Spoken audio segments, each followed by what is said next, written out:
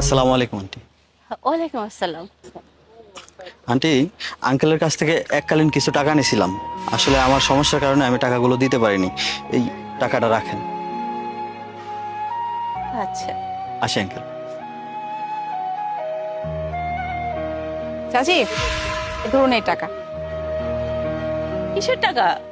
আসলে চাচি, কিছুদিন আগে আমি চাচার কাছ থেকে বেশ কিছু টাকা ধার করেছিলাম। আসলে এতগুলো টাকা তো একসাথে আমার পক্ষে দেওয়া সম্ভব না, তাই ভাবলাম যে অল্প অল্প করে টাকাগুলো শোধ করে দিই। আপনি এই টাকাগুলো রাখুন, আমি বাকি টাকা আস্তে আস্তে শোধ করে দিব। আচ্ছা ঠিক আছে মা। ঠিক আছে।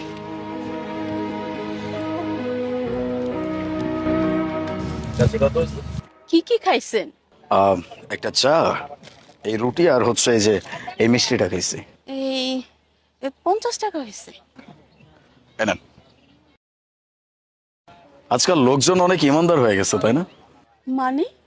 না মানে, এখন আমরা যে যুগে বসবাস করতেছি, এই যুগে মানুষজন পাওনা টাকা দিতে সবসময় নারাজ হয়, কিন্তু এই মানুষগুলো আপনাকে সেই টাকাগুলো ফেরত দিতে আসতেছে যে টাকাগুলোর হিসাব আপনার কাছেই নাই।